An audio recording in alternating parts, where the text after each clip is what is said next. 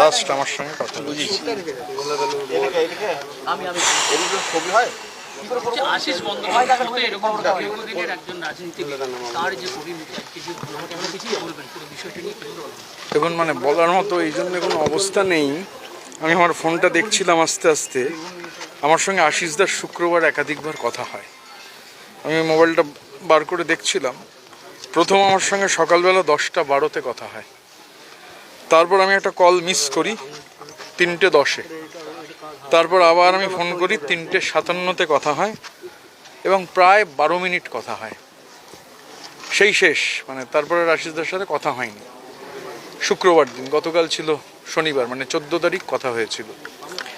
সকালবেলা যখন ফোন পেলাম, প্রথমে মনে হয়েছিল যে অবিশ্বাস্য ব্যাপার, এবং তারপর যখন আশিসদার সুইসাইড নোট, সেই সুইসাইড নোটটা দেখলাম, আমি আস্তে আস্তেও দেখছিলাম সুইসাইড নোটটা।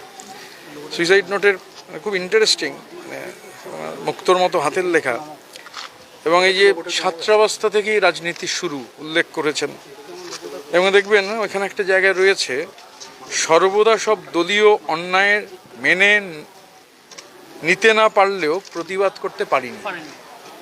এবার শুধু আশিসদা না, আমরা এখানে যারা আছি, আমার নেতা অনুব্রত মণ্ডল থেকে শুরু করে স্নেহাশিস চক্রবর্তী, আকরুজ্জামান, এখানে আমাদের অভিজিৎ সিনহা রয়েছেন, চাঁদুদা রয়েছেন, শতাব্দী রয়েছেন, আমাদের রিজু দত্ত এখানে আছে, অসিত মাল আমাদের এমপি রয়েছেন।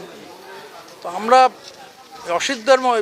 আশিসদার মতোই আমরাও, মানে পরিস্থিতি ছিল না যে, এবং সেটা উনি লিখে গেছেন, মানে উনি সেটা এখানে লিখে গেছেন এটার মধ্যে। এবং তার থেকেও বড় কথা হচ্ছে যে দেখবেন, আমি এই কারণে চিঠিটা আমার কাছে আরও মানে ভীষণ বেদনাদায়ক এবং হার্ট রেন্ডারিং। আশিসদার সঙ্গে গত কয়েক মাসে যতবার দেখা হয়েছে, কখনো নিজের কোনো কথা বলেননি।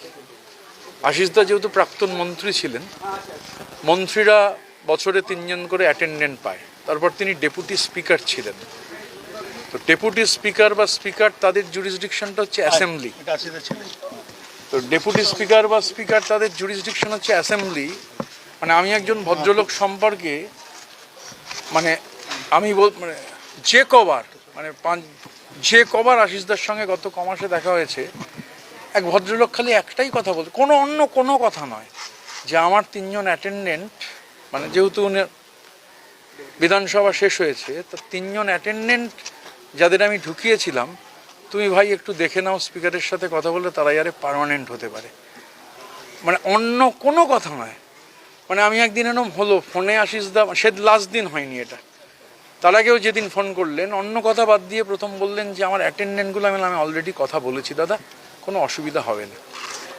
এবারে দেখুন, সমস্যা হচ্ছে যে মানে আমাদের আশিসদার মৃত্যু অনেক অপ্রিয় প্রশ্নকে তো সামনে নিয়ে আসছে।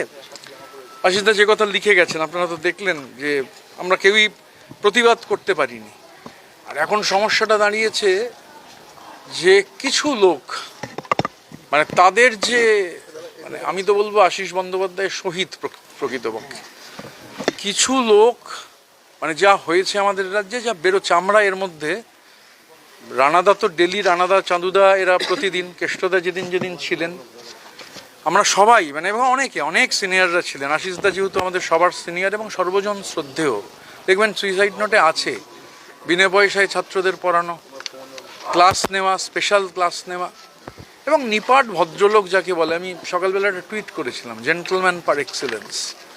আমার সঙ্গে যতটুকু আশিসদার আলাপ, এবং সব থেকে বড় কথা, আমরা যে আলোচনাগুলো করেছি, আশিসদা নেই কিন্তু বাকিরা যেহেতু আছেন, সেই আলোচনায় এই কথাটাই উঠে এসেছিল, যেহেতু আমরা কেউ পারিনি প্রতিবাদ করতে, যখন প্রতিবাদ করা উচিত ছিল। যদি বলেন সেই দায় আমাদের, আমরা পারিনি তো প্রতিবাদ করতে। এবার যখন প্রতিনিয়ত জিনিসপত্র বেরোচ্ছে, এবং এখন এটা পরিষ্কার যে যা হয়েছে সেটা একটা অর্গানাইজ লুট অ্যান্ড লিগালাইজ প্লান্ডার। দুর্নীতির কথা তিনি বলেন, অর্গানাইজ লুট আর লিগালাইজ প্লান্ডার।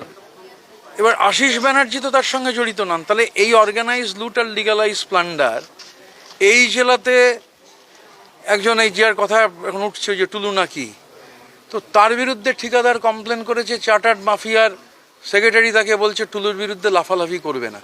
গোটা রাজ্য জুড়ে বিভিন্ন যে জ্যামিতিক নকশা, কতিপয় লোক হচ্ছে অর্গানাইজ লুট আর লিগালাইজ প্লান্ডার চালিয়েছে, আর তার দায় দিতে হচ্ছে অগণিত, মানে আশিসদার মতো সর্বজন শ্রদ্ধেয় মানুষ, এরম আরও অনেকে আছেন। তো যারা করেছে তাদের চোট শুনতে হওয়া কোনো সমস্যা নয়, কিন্তু যিনি কিছু করেননি, যারা কিছু করেনি, তারা কোন অপরাধে কাদের, মানে ধরুন আশিসদার অ্যাকাউন্ট পাবলিক অ্যাকাউন্ট, আশিসদার অ্যাকাউন্টে তো ভোটে হেরে যাওয়ার পর 360 কোটি টাকা ঢোকেনি, 20 দিনে আশিসদার অ্যাকাউন্টে তো 360 কোটি টাকা ডিপোজিট হয়নি। সো কল্ড তৃণমূল কংগ্রেসের যে অ্যাকাউন্টগুলো ফ্রিজ হওয়ার আগে বছরে যে 1300 কোটি টাকার কাছাকাছি সুদ, সেই 1 টাকাও তো আশিস ব্যানার্জি এনজয় করেননি, এখানে কেউ এনজয় করেননি।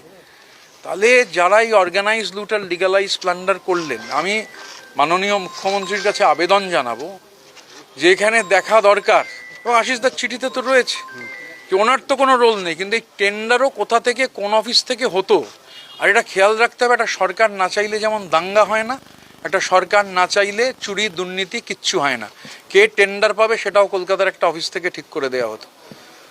তো স্বাভাবিকভাবে অনেক অপ্রিয় প্রশ্ন। আমি শুনলাম মাননীয় মুখ্যমন্ত্রী বৌদির সাথে কথা বলেছেন, বোধহয় আপনার সাথেও মাননীয় মুখ্যমন্ত্রী কথা বলেছেন। আমি ফর্মালি সোমবারই মাননীয় মুখ্যমন্ত্রীকে চিঠি দেবো, কেননা এটা হতে পারে না যে গুটি, মানে একটা তো মাফিয়া সিন্ডিকেট, সেই মাফিয়া সিন্ডিকেটের